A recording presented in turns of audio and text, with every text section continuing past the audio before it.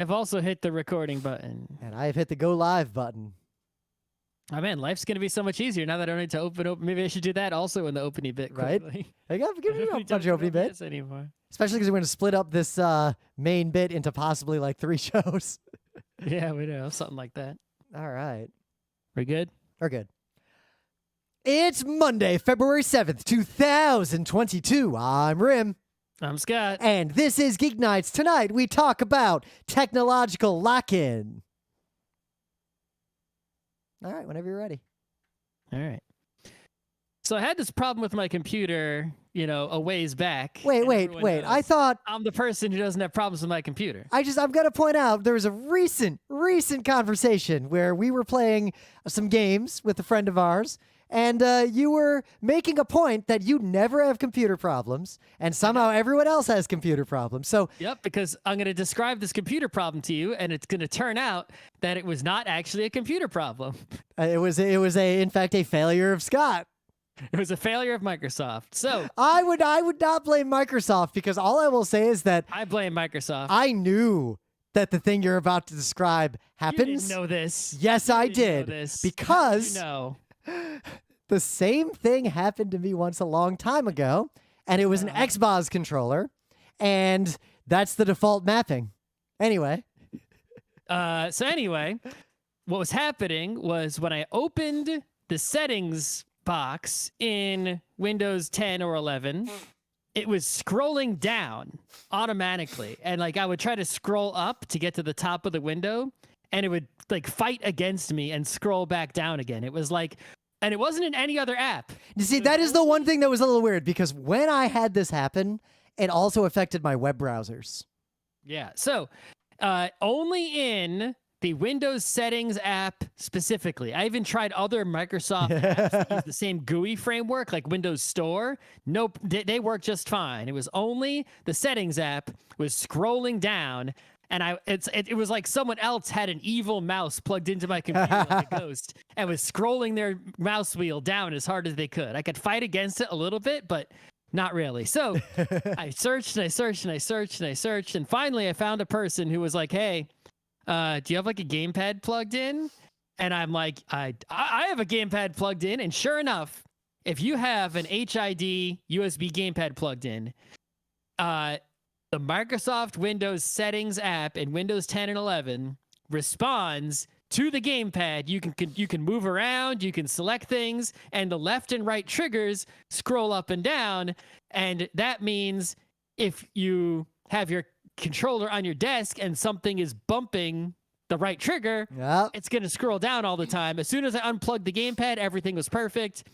So I agree that that's probably the ability to control Windows with a gamepad, any app is a good feature. But why does why I do agree with you on this. Only, how would you even open Windows settings with the gamepad? It's like all those games that have an accessibility menu that's behind the inaccessible opening menus. Right. So I did learn something else in my experimentation. There is a button on I have an SN30 Pro Plus. There is a button which is it's like I don't know what you would call this button. I guess on a Switch controller, it would be like the plus or the minus, maybe. It's down here on, it's, I don't know if it's button 11, 12, whatever the hell button it is. But if I hold that button down, it's not a toggle. I have to hold it down. If I am holding that button down, then the right stick will control the mouse. The triggers will scroll. As long as that button is being held, I can control anything in Windows using the gamepad. Ooh. Right? So that's useful. That's not bad. I mean, it should be a toggle, but regardless, you can control all of Windows with a gamepad if you hold down the correct button, depending what gamepad you have. But why would the settings app be different and not require the button to be held down? That's, Yeah, My computer. I thought it was a software issue. Restart because like it wasn't a hardware issue because I unplugged all the mice and keyboards and it still happened. Right. Yep. So I would have definitely assumed input device because I'm a weirdo who usually has 2 different keyboards plugged into my computer, like a little organ setup. So well, usually my gamepad is plugged into charging only, and then I'll only switch it to. But I forgot to switch it that one time. the thing I'm doing lately, so an annoyance along those lines. So I got my Logitech, like the G502, like the default gaming mouse, basically. I've had this thing forever. Well, actually, I've had 3 of them because the scroll wheels do break. I just haven't found a better mouse, so I keep buying the same thing like an idiot. But if I use my main keyboard instead of my gaming keyboard, the edge of the keyboard is at the exact right height to where it's very easy to bump the DPI toggle button on the mouse and suddenly change the DPI while I'm like mid FPS. So another small computer thing, right? Where I thought my computer is broken, but actually I ended up fixing it. So my podcast setup, usually involved, for the remote podcast is I have 3 applications, right?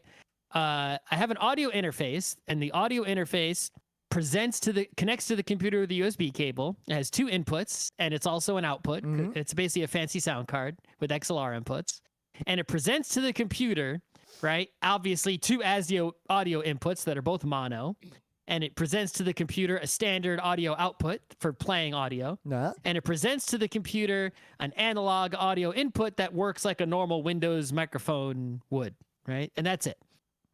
And what I would do to make the podcast work remotely is I'd use 3 programs. I would use OBS with an ASIO plugin to capture my microphone. Then I would use Discord to talk to Rim. And in order to get the audio from, the ASIO over to Discord so Rim could hear what I was saying, is I had a fake audio driver that has like a fake microphone and a fake speaker. So I would tell OBS that to monitor my voice, right, send the audio to the fake speaker. And then that fake speaker gets routed to a fake microphone, which in that fake microphone would be the Discord microphone. And then Audition is recording on the side. It's just recording from the ASIO directly, no problem. And so that's how I've been doing it for a year, 2 years, however long. Yeah, but I'll admit I'm not up on that Windows stuff because I've had professional audio nonsense plugged into my computer for over a decade now. Doing it with this fake audio router plugin thing. So it suddenly just stopped working. It was always kind of garbagey, but it stopped working just now. So I'm messing around and I'm uninstalling it, reinstalling it. It's not, I fixed it a little bit, but it wasn't, it was a little choppy. It wasn't great. So I'm like, you know what? Like I just said, the audio interface does have that sort of normal microphone, the non-ASIO one. And for some reason, I remember when I first tried to use it, it didn't work. Which is very likely. If you're using MME or you're using like non-professional audio hardware in Windows, there are situations where things that seem like they should work might work. And sometimes they do work. Like having 2 applications get audio from the same device. Like sometimes that just works in Windows, but sometimes it just fucking doesn't. And it's better now than it used to be. But go back like 4 or 5 years, or even worse, go back to like earlier versions of Windows, it rarely worked. So because I was just frustrated and fighting with the fake cable would have taken a long time, I said, you know what, let me try that thing again. I haven't tried it since I first got it, and in fact, I just realized while I was talking just now, when I first got it, it was Windows 10. Maybe Windows 11 fixed something. I don't know. It's possible. But I tried it again, and that totally works. So now I don't need the fake audio cable, and I don't even need to open OBS anymore. Now, all I got is Discord, which is using the regular microphone that the audio interface presents to the computer. And I got Audition recording from ASIO input 1, both at the same time. Rim can hear me. He said I actually sound better. You do actually sound better. It is noteworthy how much better you sound. It sounds like raw audio. And Audition is recording me just fine. I even played back a little bit recording to make sure it was working. It works. I don't even have OBS open. My whole thing is simpler. So what appeared to be a computer problem was actually a computer improvement. I'm going to uninstall that fake audio. And I guess remove all the podcasting stuff from OBS because I don't need it for podcasting anymore. Yep. And yeah, so I don't have computer problems. I have the opposite. I have computer gets better. It's interesting. I guess my advice to all of you is if you have fucky audio setups that you're trying to use for live streaming, like multiple microphones or nonsense from a long time ago, try just making stuff work the obvious, simple way, because Windows might have gotten better enough and applications might have gotten better enough. I mean, my advice just in general in life is to try every now and then revisit your pipeline. Right, is try to use as few things as possible, right? Yep. The only place I can't avoid this is at work, because at work, they like to just keep adding more software as a service things. Whereas I'm like, we're already using GitHub for source control. Why don't we also use it for everything it does, right? Instead of being like, it's like you got your Jira in there. It's like GitHub is project management. Right? I've used that. Jira's just better. Well, I mean, it's better for materially better. better. For the developers. I like all I need is a fucking to-do list. I don't need all that Jira crap. The point is just an example of like if you've already got a tool in your toolbox and that tool has a Swiss Army knife, has a knife and a can opener. Don't go and buy a can opener. Well, case in point, you know what changed my life more than anything technologically in like my entire adulthood was the simple change in Adobe to where the entire Creative Cloud was just all together in one package, always updating, because I use like easily half those applications like constantly now. Right. Well, I use a good handful of them that it's still worth paying for, but that is a good example of there are a lot of times where I'm like, suddenly I need something that does X, and it's like, wait, I pay for Adobe. I have a thing that does X. Like the other day, I had a bunch of old documents. I wanted to scan them so I could throw those documents away. That is way faster and easier to do with Acrobat than with like Photoshop or random online, probably malware tool. It's like, I think a lot of people out there, it's like, I need a font. They'll go to their browser and search for a font. I don't do that. I have whatever it's called. Typekit, yeah. In Adobe, yeah. Typekit's great. Though the licensing of those fonts is iffy, but you got to check wherever you get your font from, you got to check the licensing. Yep. Right? So as someone who has been responsible for checking the licensing of fonts before professionally at my last company, even then, almost no font is actually safe to use. It's like a really fucked up area. It's usually only a problem if you're using it on your website or in a program that you're distributing or something like that. If you're just like making a social media post and you need a font or something like that, you can use the font. Yep. You know who runs into it the most? Indie game developers. Yep. You definitely need to pay for your fonts in your indie game. And in fact, I would recommend if you're making games, make your fonts also. Yeah. It'll honestly, having someone make a font for you is probably cheaper than licensing a lot of fonts. If you have a game, you probably don't. Most video games, especially indie games, you don't need a full ass font, right? And a lot of pixely indie games, you just need a pixel font also. So you don't even, And how many characters do you need? You don't need full Unicode. We don't use the letter E in this game, right? So in some news. So as you all know, Tesla cars are basically just garbage. Like there's so much, we don't even need to get into it, but the TLDR of electric cars is, you're not really solving climate change and the problems of the world unless you just have less cars. Yep. But an electric car is still, I guess, better than a fossil fuel car, kinda. Yep. But it's still not a huge improvement over a fossil fuel car. And it's sad that, Tesla, the company specifically, as opposed to other electric car companies, those cars are just garbage. Like, if you want an electric car, there are other ones you can get. Yeah, that's it. Way better. People think of Teslas and they're really expensive, but honestly, like, even the Chevy electric car is way better than a Tesla for most purposes.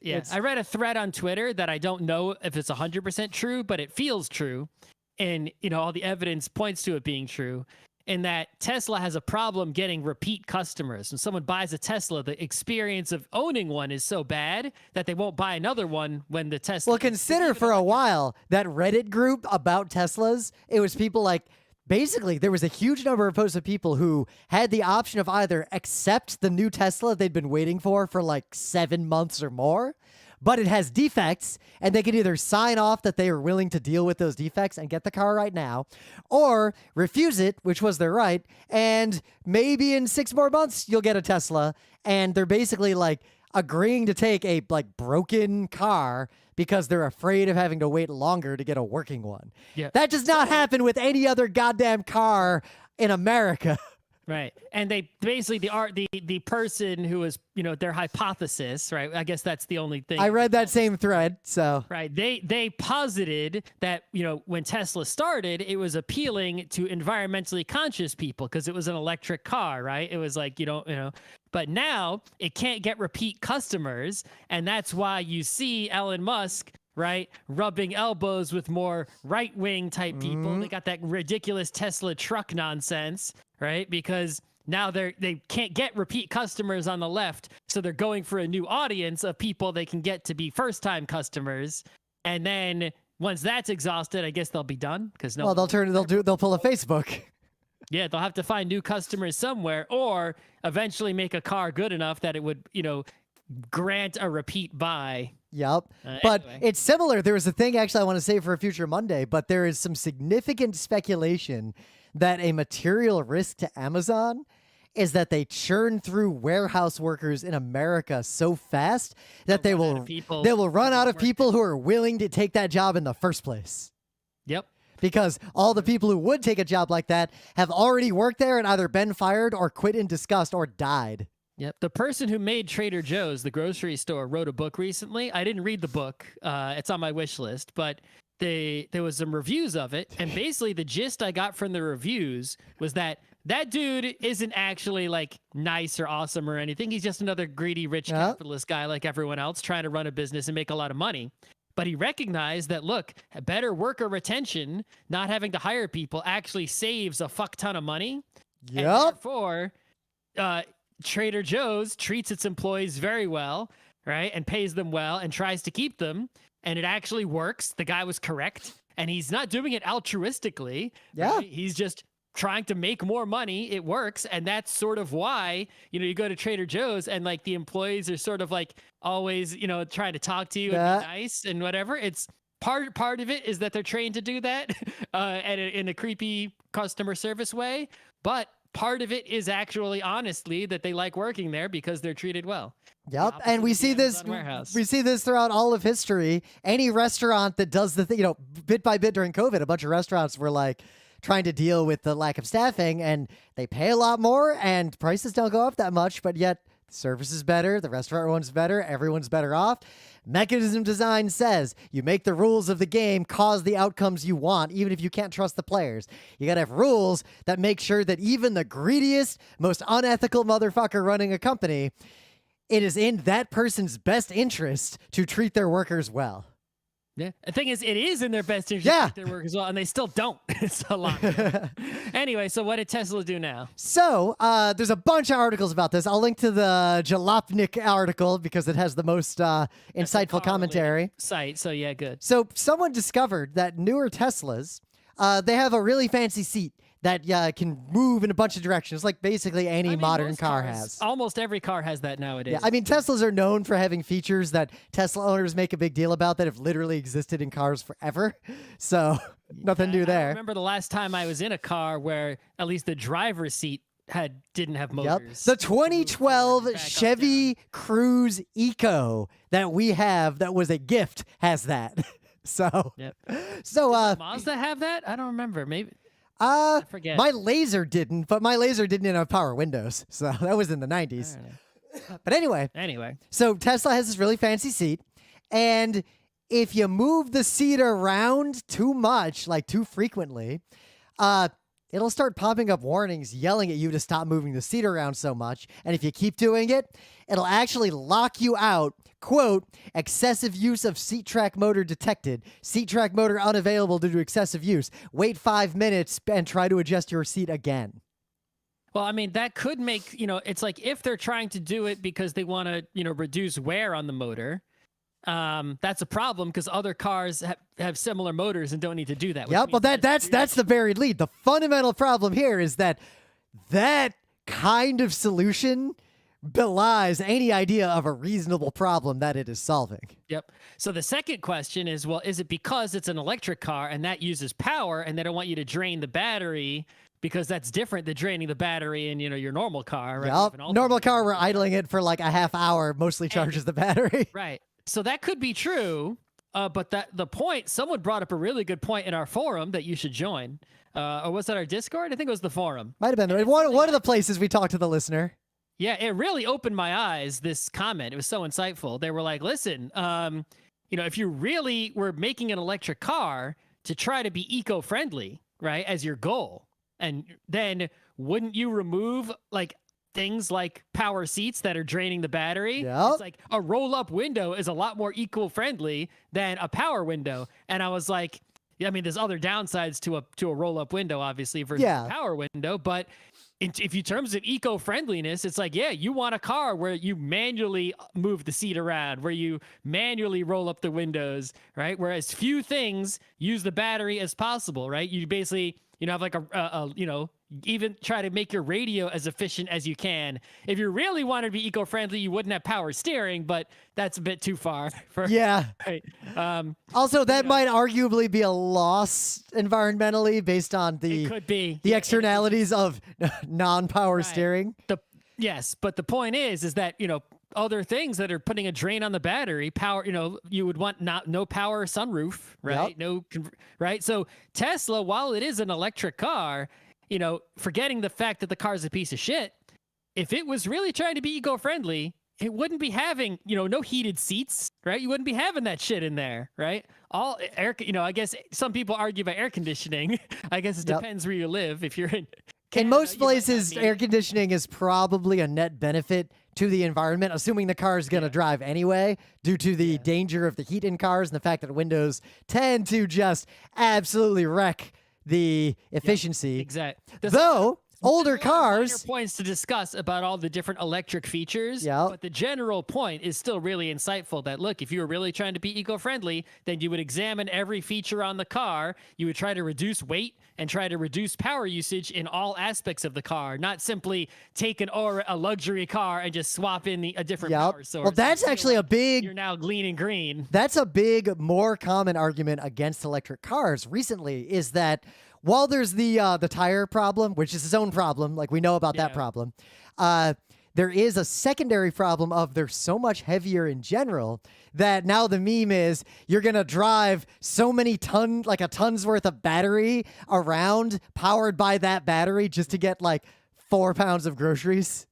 Well, I mean, that's the fundamental thing, is that the only thing that's going to make a significant impact on the climate is a lot less cars, right?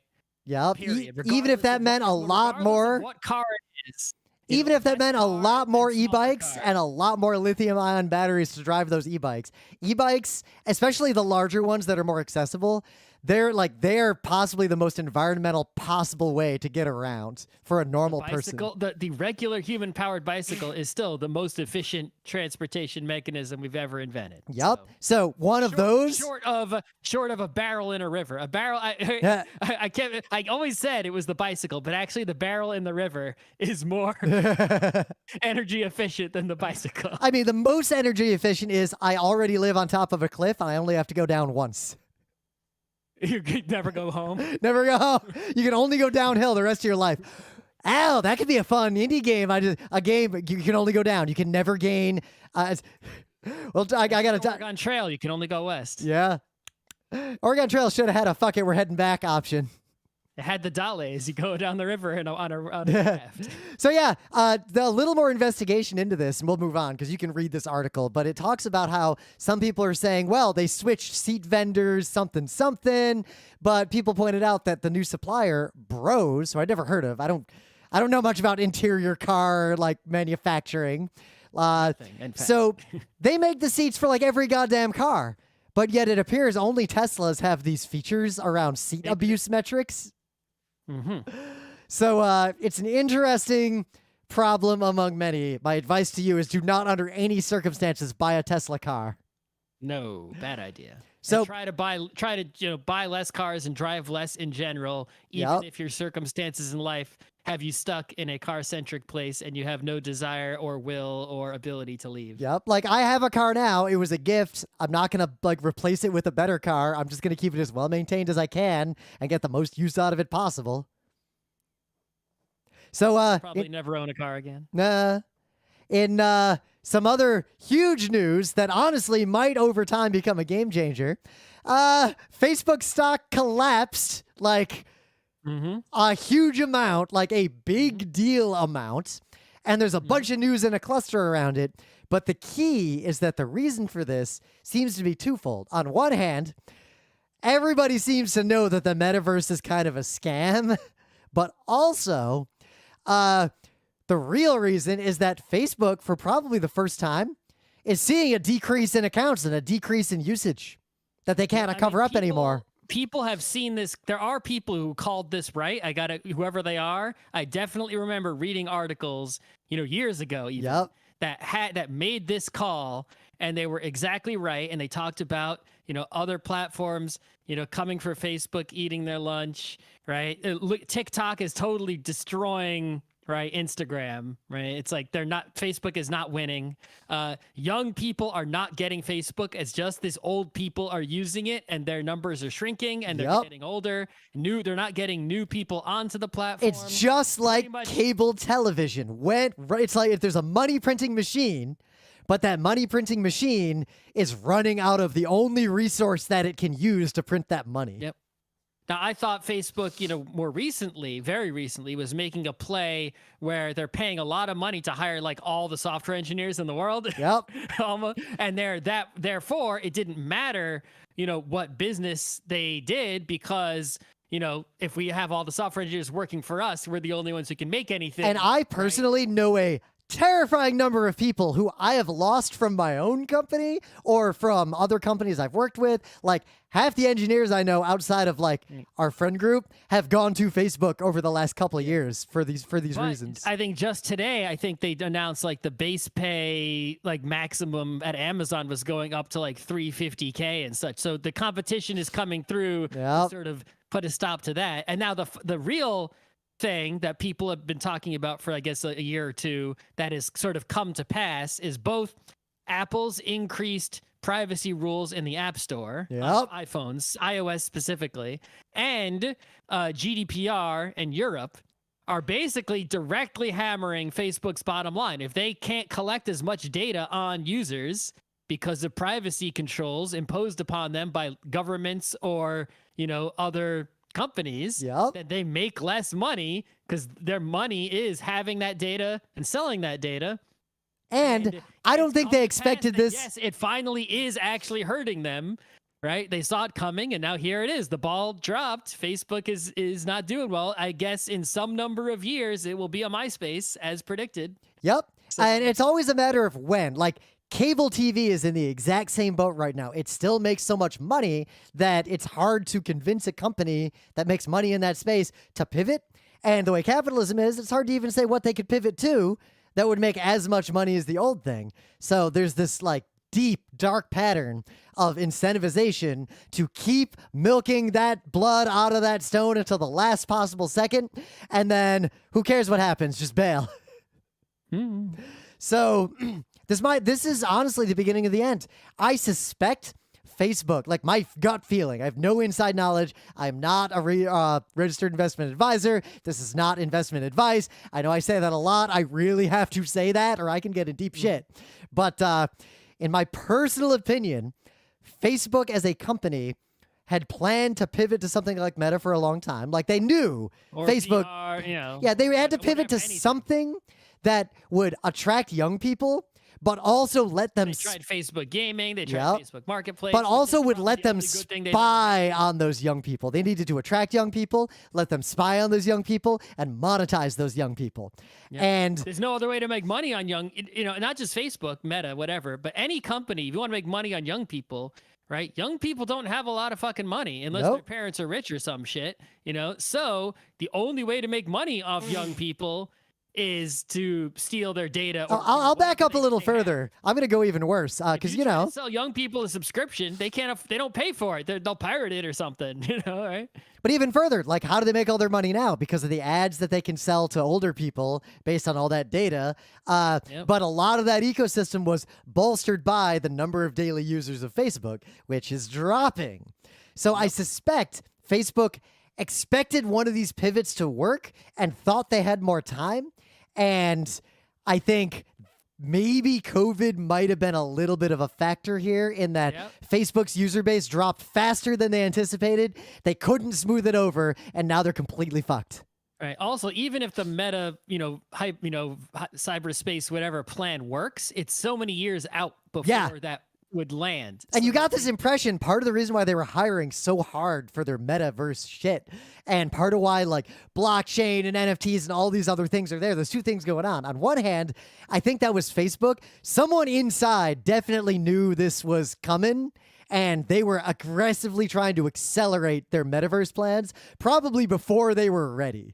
They started having to shit talk way in advance of delivering something, which is one of the primary ways to guarantee you will fail. That's why Scott and I are so careful to not shit talk like we used to in older Geek Nights. But if you have investors, you have to shit talk to get them to give you money. Yep, up to a point. Depends on which investors. But two, there's a broader problem, and this is where I'm going to step back and actually lean. This is my personal opinion, and it is also my professional opinion as a product manager, but not a professional opinion reflecting any particular company I work for or have ever worked for, except Geek Nights, where this literally represents at least 50% of Geek Nights' official opinion. Fuck you. We can say whatever we want. We're Geek Nights. But as a product manager, my job that for many years across many companies has been to decide what could make money. How do you make money? What do you sell? What is the strategy? Like, that's what my actual job is. What do you make? How do you make it? Will it make money? How do you make money? I'm increasingly convinced that nothing can make money. I think the capitalist environment in America is toxic to the point that nothing could possibly make enough money to get enough investment to get off the ground. And I don't know what to do about that. Make an actual product that's Good products don't make enough money for investors. Products that are disposable. No, not for investors, no, but you've enough for profits that you could live off. But how do you get the capital to make the product in the first place? Savings. Yeah, that's the before money is a problem. Yeah. Anyway, if some rich person wants to bankroll us, we could definitely make a profitable product. It just won't be as profitable as Facebook was until a few days ago. Yeah, the last tidbit is that what was I saying? Facebook has like threatened to go like leave Europe over GDPR. Please leave. Right. And I know in the past I have said things like, mostly related to Google search, where I was like encouraging Google search to like, if I was CEO of Google, I would tell China and other countries, like, do what I say or no more Google search in your country to sort of, to get countries to be good, right? Not to get them to do bad stuff. Right? Yep. But Google was a little bit different back then too. Yeah. But in this case, like Facebook saying, oh, we might have to leave and stop operating in Europe if we can't, transfer our data to the US, like it just won't work, which is sort of technologically true. Like if someone posts a photo on Instagram, what are you going to do? Not let US users see the photo? It's like you have to transfer the data from Europe to the US in order for that to happen. So you can only follow people in your geography on Facebook, right? With these data transfer. Yep. I mean, look at what Twitter does. Twitter has a whole different moderation system, basically just for Germany, because Germany has laws saying you can't let Nazis use your platform. Yeah, and not to mention the sheer amount of like, if you didn't, cache the foreign users' content on local servers, the amount of like CDN like traffic that would be going over the international wires would be impossible, right? They're not lying. They wouldn't be able to operate if these rules get enforced on them. However, when Facebook says, well, we might have to leave Europe, my response is, don't threaten me with a good time. Yeah, because remember, when it comes to situations like this is sort of a message to all you nerds out there. Ideological purity is a mistake. You've got to think about outcomes of actions. And If this exact same situation happened, but the nouns were shuffled around, it was a different company over a different issue, the right move might be, Europe's gonna have to play ball. Europe's gonna have to do the right thing. But in this case, Facebook is a toxic influence on society, so fuck them. I hope Europe destroys them over this. Mm-hmm. So last, and we'll only talk about this a little bit because it kind of leads into I guess let's talk about the Google thing another time and just go right into the main bit. We're in the wrong Discord thing. That's why Scott Johnson came in. Should we move? You were there, and I came in with you. Yeah, we can just move, right? It's gonna work, right? Oh yeah, well it'll work fine. Okay.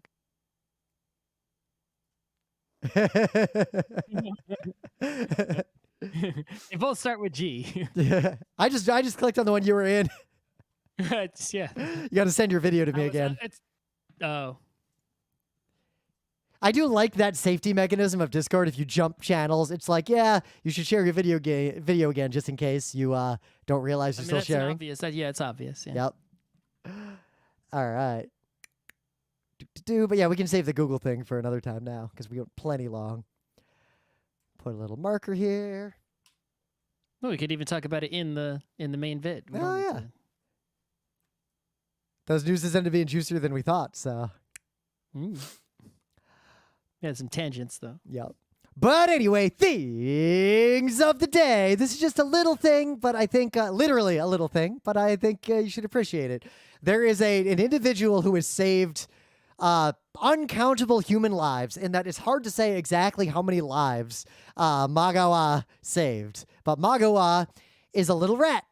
And this little rat is part of an army of little rats who are very trainable to find landmines, particularly in places like Cambodia, so that humans can disable them to prevent people from being killed by random landmines that people left in the ground. The landmines kill so many people on a yearly basis to this day.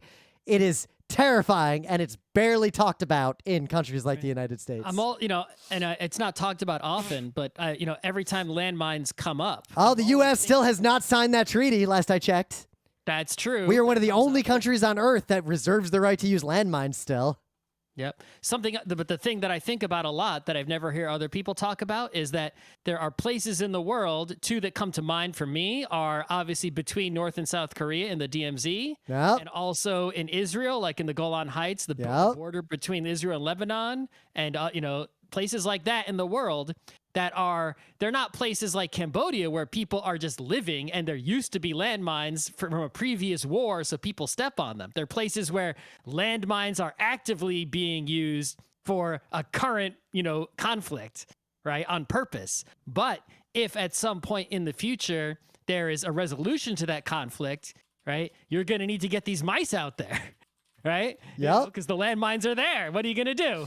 Yep. And while there is South Korea suddenly kumbaya tomorrow, right? What the fuck are you gonna do there? You put all these landmines there, you dumbasses. Yep. Right? Remember, landmines by design are hard to find. Yeah, that's sort of the point. If they were easy to find and disable, the soldiers would just do that and never step on them, and they would be pointless. All right. Yep. As of today, 164 countries have signed the Ottawa Treaty. How many countries are there? Yeah, more than that. Let's see. It is not signed. The notable countries there are 32 countries who could have signed it, who chose not to. The United States, Russia, China are the three big ones who have not signed it. How about that? Yep. If I was president, I'd sign that shit day one. I'd be like, I guess the Senate has to do something. Yeah, actually, presidents have really pushed for this, but the Senate blocks all treaties, meaning right now, literally, the United States actually is incapable of signing treaties currently because of the way our Senate is. But we also can't unsign treaties. Yeah, we could just stop following them. What's someone gonna do? But we just can't unsign them though. So. Actually, we did relatively recently under the former guy unsign the treaty that banned intermediate range nuclear weapons in Europe. Oh. We could re-sign that. Guess who needs to sign that? Anyway, Kirsten Sinema's a traitor, overturned the filibuster. So yeah, this little rat is a hero.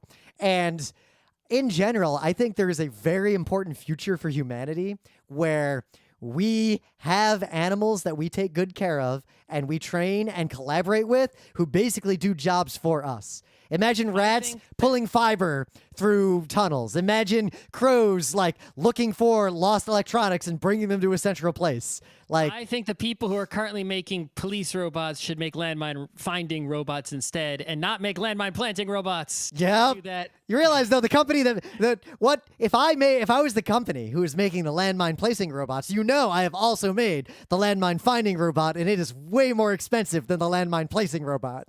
Yeah, fuck that company. All right. Yep.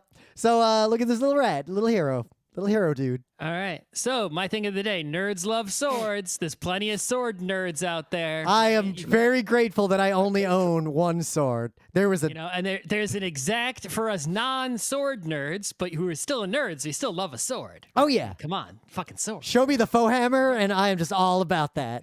But there's a certain there's like a correct dosage of sword. You can't overdose. Right? So here is your dose of sword for the year. This sword guy. This is actually an old video. I just didn't discover it till recently. I didn't discover it until you linked me to it.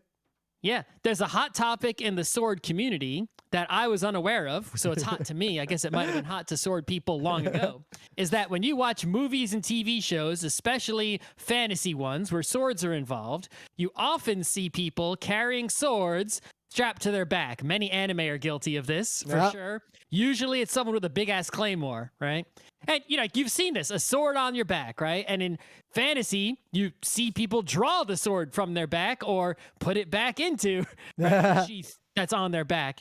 But if you have to do that in real life, it's unrealistic. It's just not done. In history, no historical people have worn swords on their back for battle, right?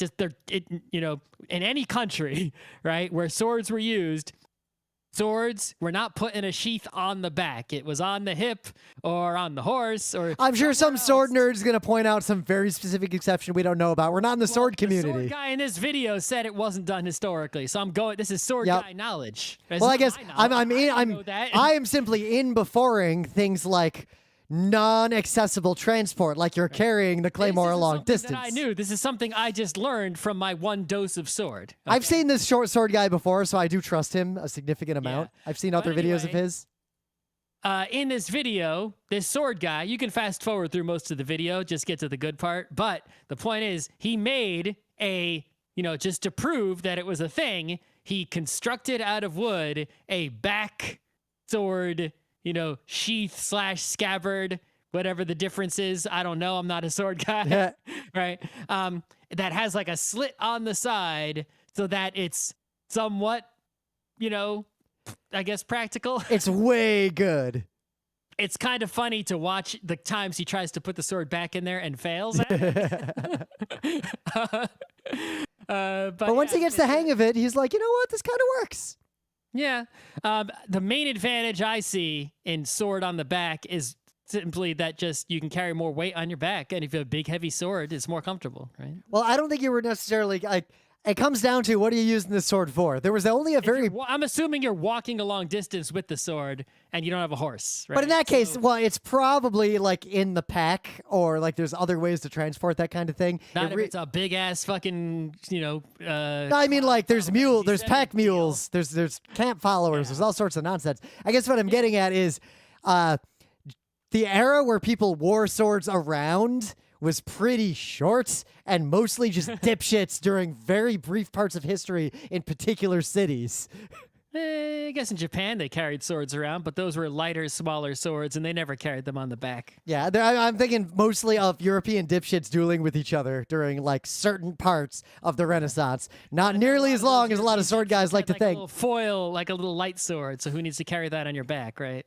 Well, a lot of them would have basically stilettos because a lot of those sword duels came down to stab the other guy first real quick, and then he's done, and you win and walk away. Like, that's it. It was one stroke, and you're done. It wasn't a big, heavy claymore that needs to be carried on the back because it's so heavy. Yeah. Anyway. We've got another Scott in the chat reading about scabbards and telling us why we're wrong, that some Celts did it. Anyway. Okay, meta moment. Let's go. All right. The Geek Nights Book Club book is not, in fact, The Tale of Genji. I'm going to update the website with the new book. I'm waiting on that because we have done one episode on the Tale of Genji. We are going to do at least one more episode on the Tale of Genji next Thursday because I spent 2 years reading a book. I got a lot to say about it. Yep. So the next episode, we already did one episode. It's up. You can listen to it if you read the Tale of Genji. That episode, we just talk about like what we thought of Genji, the story itself. The next one, we're going to talk about a bunch of meta and how the book changed and like the structure of a novel and like modern readers and all that kind of nonsense. History and stuff, you know. Yep. Our very facile and limited understanding of Heian era culture, much of which I learned from reading the Tale of Genji. Yep. So the next book club book after the Tale of Genji. N.K. Jemison's The City We Became. Yeah, I went immediately after we recorded the first Genji episode. I went to bed and I continued reading that book and finished reading that book. So before we've even done the second episode on Genji, I finished reading the next book club book. But Scott was hungry. We got to give the listener and we got to give Rim some time to read that book. This book will not take me long to read. I looked at how many pages it is. It didn't take me long to read at all. This book has a moment in it that is a big payoff that was very satisfying. And I know I was previously hesitant about reading this book because it is the first in a series, and I don't like to do that. But I can tell you that even if somehow the great crime happens and the world falls into ruin and no other book in this series is ever published, that's okay. It's not a cliffhanger deal. It's not an R. Scott Bakker situation of, well, we have triggered the literal end of everything you were waiting for, and I just stopped writing books apparently. No, it's basically the ending. Spoiler, I guess. I don't know. Not really. Is that, there's a lot of times where you'll have like, think about it like this. If you watch an episode of G.I. Joe, right? Yep. It's like at the end of an episode of G.I. Joe, they beat Cobra, right? The bad guy is defeated. Yeah, they don't finish Cobra off. They just foil whatever Cobra was up to at the time.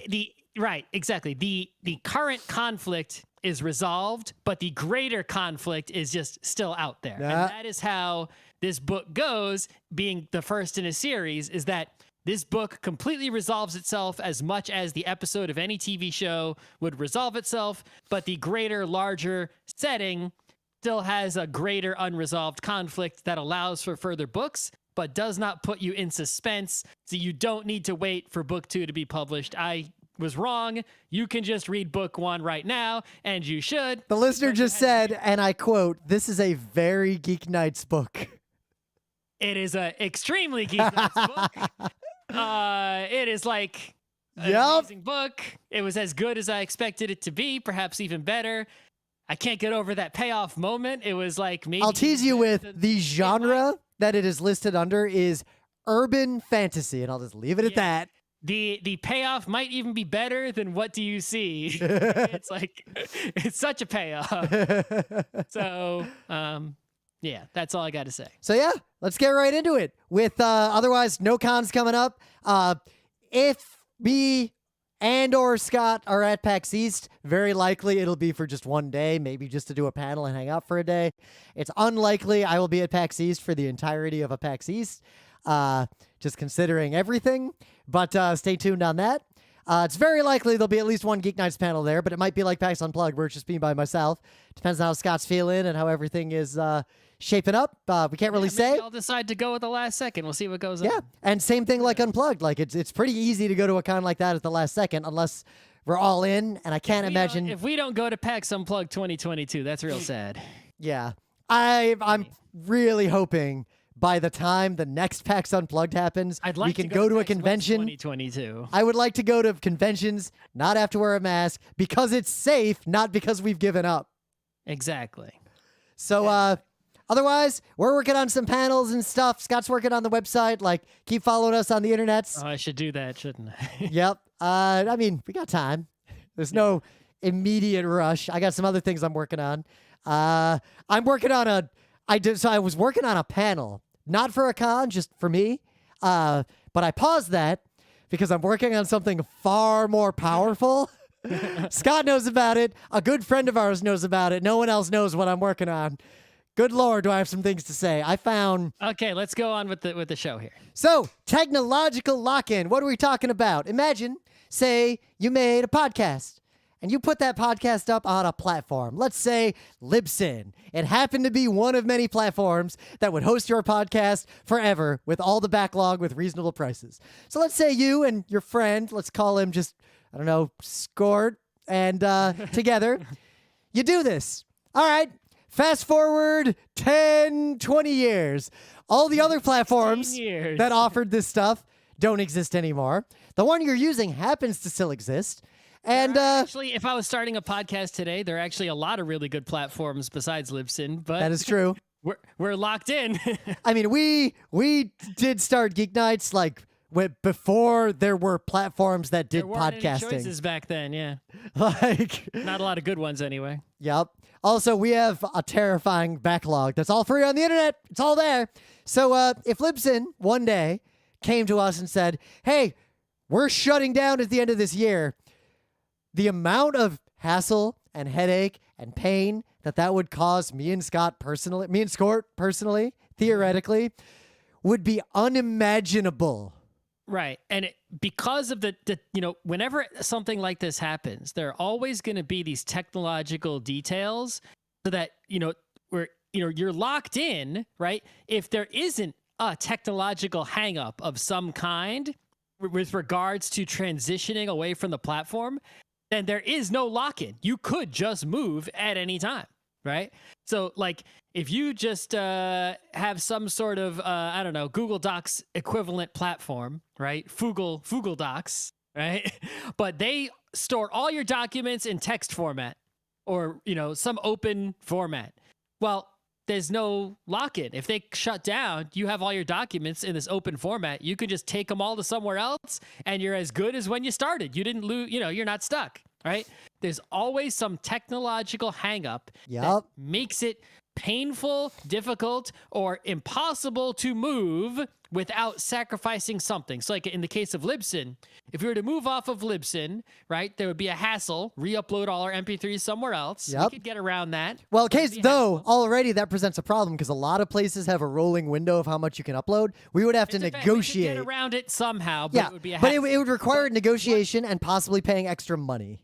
Right, but what would be impossible would be the fact that we have URLs pointing at MP3 files that are libsyn.com/something-something.mp3. Yep. And all those if they shut down, all those URLs are broken, and we have no way to redirect them. And you might think, but don't people click on that link? Everything to another platform, we will suffer this permanent set of broken links around the entire internet that we are unable to repair. Now you might say, but don't you have a website? Just like redirect the RSS feed, update that. Yes, there are a lot of places that point at those URLs that we do have control over. But the beauty of the internet is anyone can link to anything. Any schmuck out there could be linking directly to these MP3s, and I'm sure a lot of things are. And that's what I love about the internet. But that also means that is an irresolvable problem.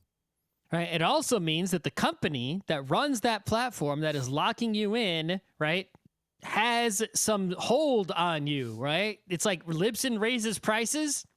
What the fuck are we going to do about it? Yep. We're going to pay. That's what we're going to do. Yep. We got no choice, even if we don't like it. Obviously, if they raise the price too much, we would just suffer the consequences and break all the links. Yep. But there is a line. We only have so much money. But if they raise the price, $5 a month, it's like we just got to pay it. We had no choice, right? So really no choice. A company that was more like GeekNights is just me and Scott. Like there's no one. We don't have any other employees. So it's not like if this were a company. Like I've done risk assessment. I used to be a chief risk officer for a time, and basically contingency plans for if anything we rely on has a problem of any kind are the kind of thing a company does as a matter of course. Like, what are all the things we use? What would happen to us if any one of them disappeared tomorrow? Like, could we resolve that? So we do have plans. We control completely. Yeah. Like, we do have some plans. Like, we control our domain, and there's a lot of damage mitigation we could do. But also, we live stream the episodes to YouTube. That means that the show is available on a different unrelated platform that even uses a different cloud provider from what Libsyn uses. But also, Patreon. Part of the reason we have the Patreon, sometimes we have some special stuff every now and then, and I got some things in the hopper that are coming again there. If I was in charge, we still wouldn't have the Patreon. But Patreon's free, and every Geek Nights episode I upload to Patreon, free to anyone. You don't even need a Patreon account to listen. So it's free hosting for every episode of Geek Nights, which means there are 2 alternate URLs for every Geek Nights episode that we make at this point, not the whole archive going all the way back in time, that are completely independent of each other and independent of our primary provider. That's that's one thing you can do for lock-in, right? Is if you prepare in advance. Usually just having backups will help you with a lot of... Oh, yeah. We also... So Scott has a backup of every MP3 we've ever uploaded. I have a backup of not only every MP3, but also all the raw WAV files and all the projects and everything. So there's a lot of mitigation there. We don't have to use this specific example any further, but I thought a real example might help set the stage for what we're talking about. Well, because let's go back to the olden days, right? The oldest examples of computer lock-in, right, were, I guess, if you go way back, it was simply that, people were writing programs in assembly languages, and you would be stuck on a particular computer architecture. And so, you couldn't move over. You were stuck, wrote your program for your business on an alpha chip. Yeah, you couldn't switch over to Apple, right? You'd have to rewrite all your software, right? So that was the first lock-in, right? Then you had OS lock-in, right? It's like, oh, the program you need only runs on Windows, right? It doesn't run on anything else, right? And then there was file format lock-in. It's like, I see that you have, created a Word document. I guess you're never using WordPerfect forever because your business is now Microsoft's business, right? What are you going to do? Switch your business to WordPerfect instead? Yeah. Lose every document you've ever had, be unable to open them, right? Little things like a connector can be a form of lock-in. How many different connectors have we used to connect to phones and things in charge over the years? One notable fruit-based company uses a different connector from everybody else.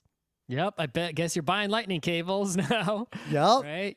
You could buy them for someone else, though, so it's not complete lock-in. Yeah, but these are all different, shades and degrees of lock-in. And the important thing to really think about is that lock-in occurs with technology, even if it is not intentional by the companies that are making things. Yep. It is a natural course of the more you use something, the more you rely on that thing. I would actually struggle to quickly catalog from memory every individual thing that would be a problem if we switched providers from Libsyn. That would be an effort to even fully catalog that. We'd probably still miss something. So every little thing you use has locked you into some small degree. But then there's the profit motive. There are some platforms, some services, something as a service, like platform as a service, cloud providers.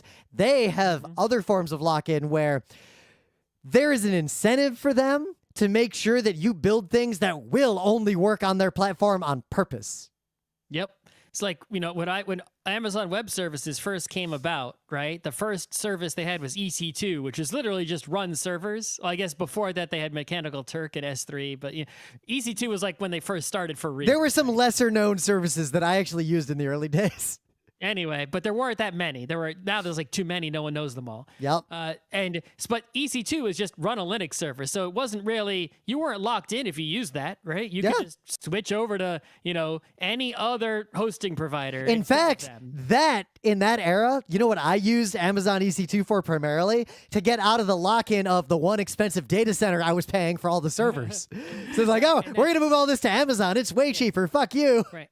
And S3 was a little bit of lock-in, but not too much. It was just it's still just a storage bucket. And nowadays, people even offer other storage systems that use the same API. So that's not a lock-in either, right? But so when I was at first setting things up on Oz, I was conscious of the lock-in potential from day one because I noticed it wasn't exactly the same as other hosting services, right? So when I was at work creating applications that ran on Amazon Web Services, I would be like, all right, I'm going to let us use RDS because that's literally just a database, right? If we have to leave Amazon, we can run an equivalent of that service, no problem, right? This other service, that's just a hosted memcached. We can just run that if we have to leave. Yep. But then they had other things. I remember they had SQS. They still have it, which is simple queue service. It's a pretty good queue system. It's just fine. It works great.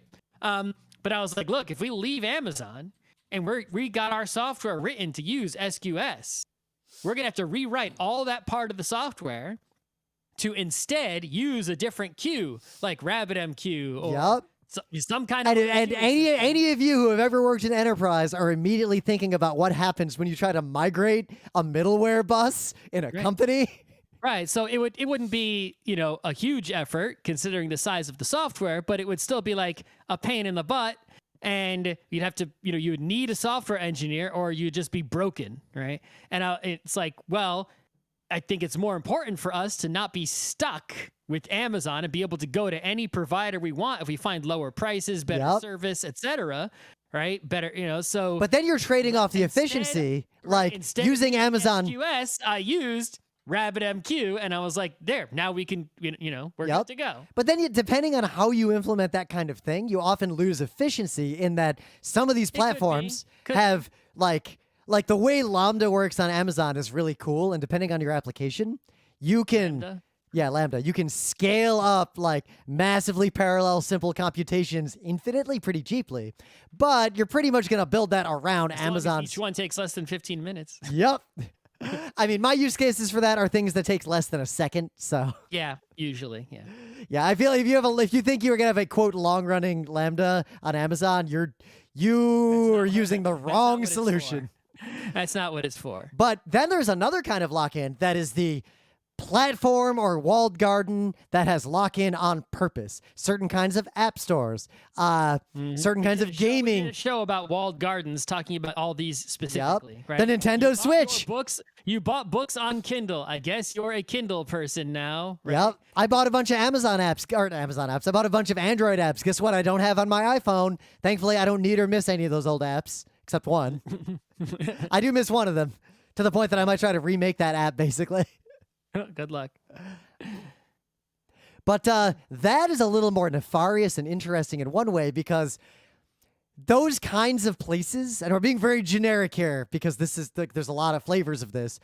They don't hide the fact that it's a locked-in platform. They're like, yo, you want to be on a locked-in platform? Let's go.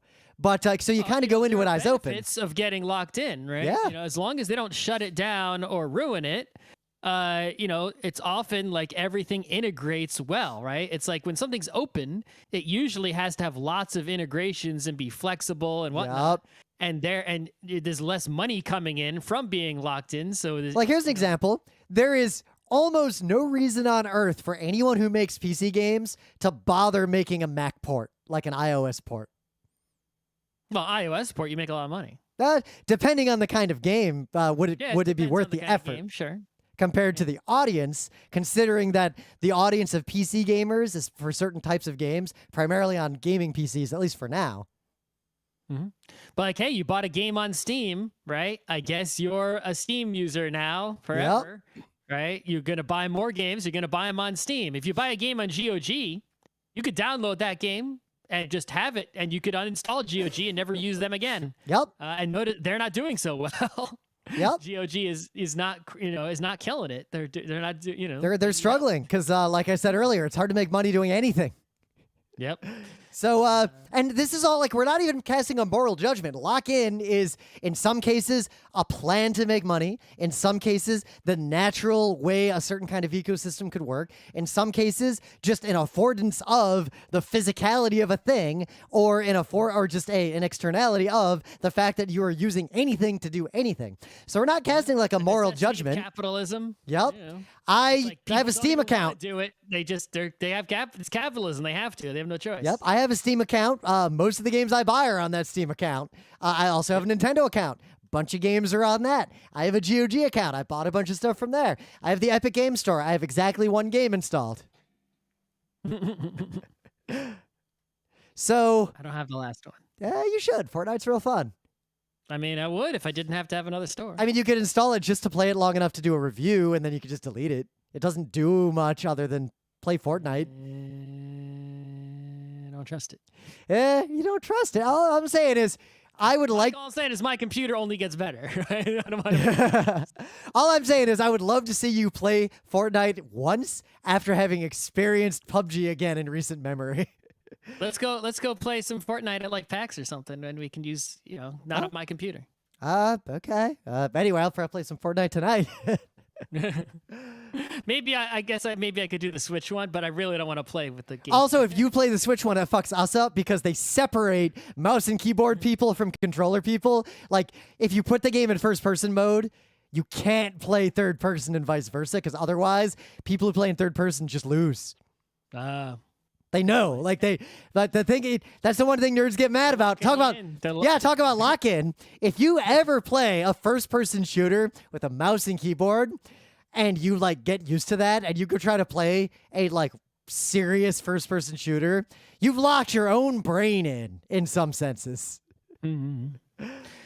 So yeah, a lot of the lock-ins we've talked about are sort of, lock-ins that came, that you could explain them away as not purely, just greedy lock-in for no reason, right?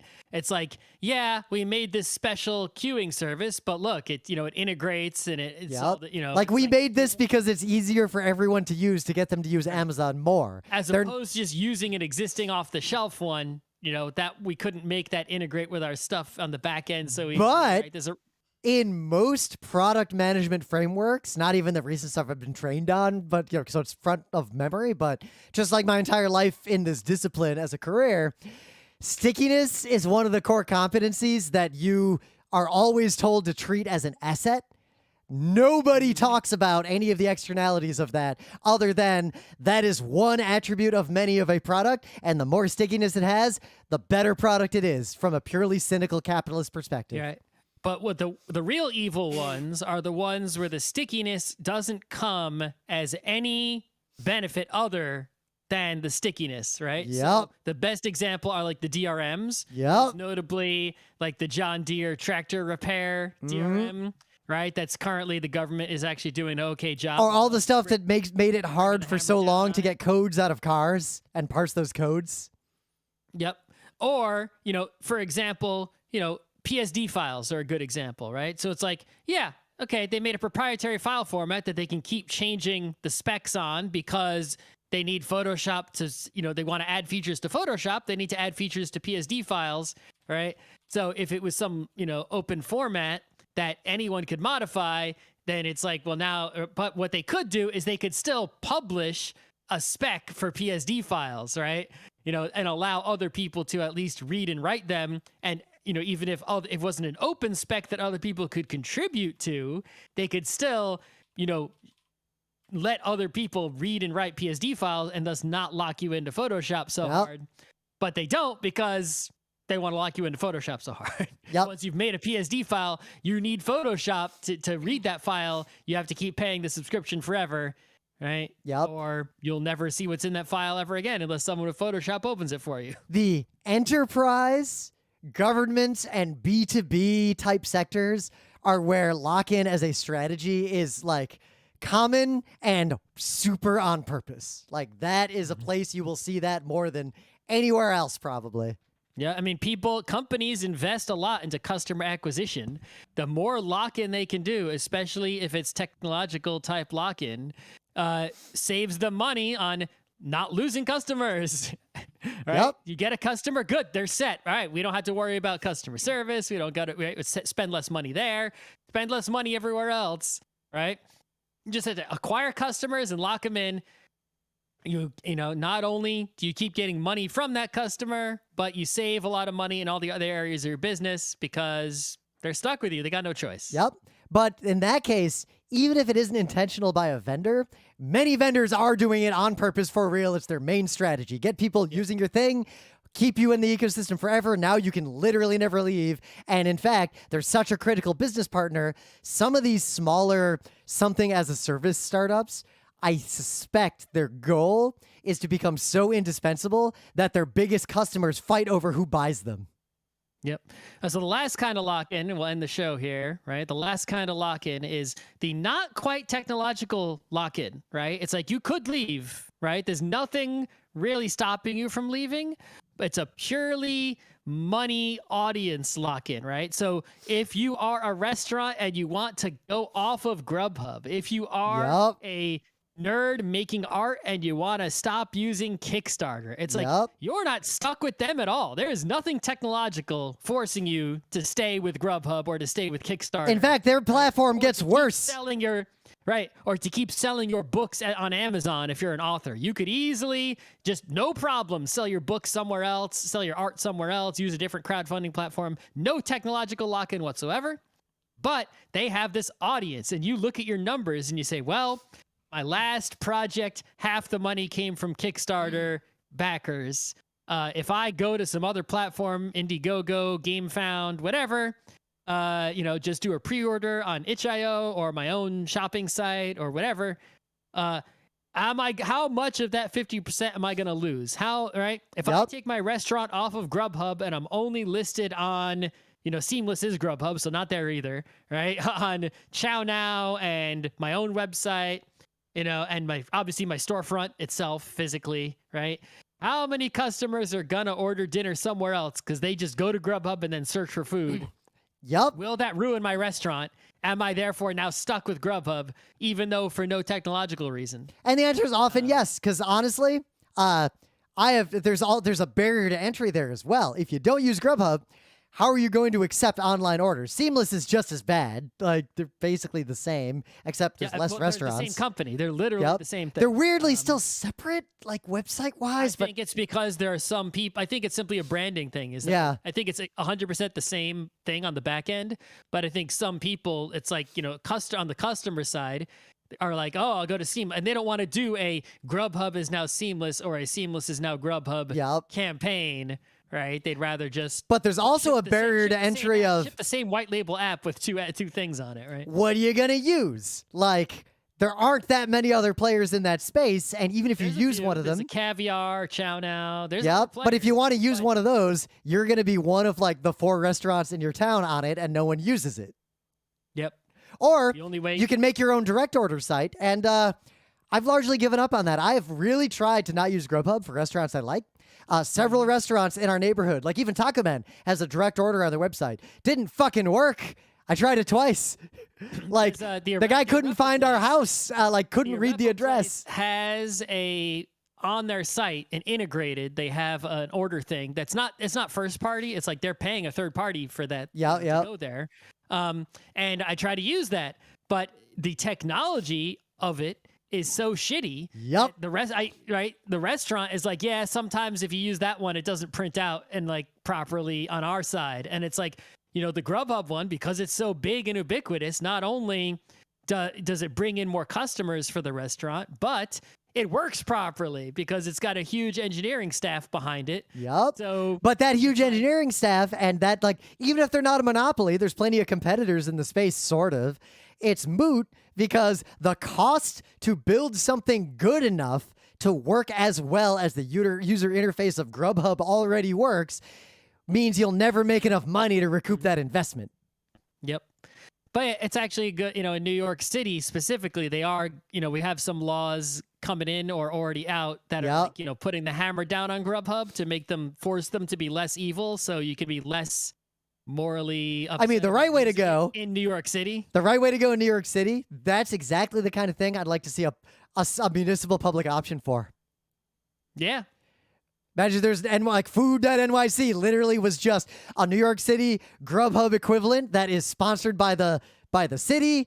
The city hires a team of engineers to make it, and then the restaurants everyone pays for it through taxes. The restaurants don't have to pay anything. Yep. We only put restaurants. Or maybe the restaurants pay a small amount, but it's fair, and you treat that basically as part of the restaurant tax. You do it in a fair manner. There's a lot of ways to go. Right. Tips all go to the, whatever. Public options are a way to prevent certain kinds of lock-in on technology, but look, the only place we see technology public options in any meaningful way right now, municipal ISPs. Yeah, right? It's like that's the one area, and even then, look how hard it is. That's a huge lock-in, right? Where New York City's fighting right now. There looks like there's some talk to have there was also some FCC talk, I think. Oh, there's a talk of a right to choose your internet provider if you live in a large apartment building. Yep, where they'll say you can't. They're gonna get rid of these deals Yep. that ISPs make with buildings to have unique access to. Weirdly, my building didn't make a deal. I guess they made a deal with both I thought Verizon your and building has Comcast. the Time Warner deal. Yeah, and But you have and Fios. we have FiOS and Comcast and something else. There's like 3 here. You can pick which one We you have want. Fios and RCN, and obviously, I guess you could hook up the phone line if you wanted to with Verizon. Yeah. I don't know, but I guess Verizon just comes in with the Fios. So I unhooked the phone lines and pushed them into the wall and replaced them with Ethernet. I assume that if I asked for phone service, they would hook it up through the Fios fiber, right? They wouldn't hook it up to the. I don't know what my phone options are because I never even asked. I can't imagine wanting a phone number. I can get a triple play from Verizon. Oh yeah, I could do that, but I wonder if I could go to another local phone loop. I just don't know. Why would anyone what's a landline? So Yeah, right. anyway, so I think there's a bunch more narrow topics we can talk about in this space. So think of this as like the intro to the space. Lock-in is actually a really broad topic, and you might see. If you have any thoughts on lock-ins, let us know in the forum because we could do an episode on a future Monday. Yeah, come to any of the Geek Nights community places, Discord, forum, Twitter, wherever, and YouTube comments, and just tell us all the examples of lock-ins that we didn't think of. Yeah.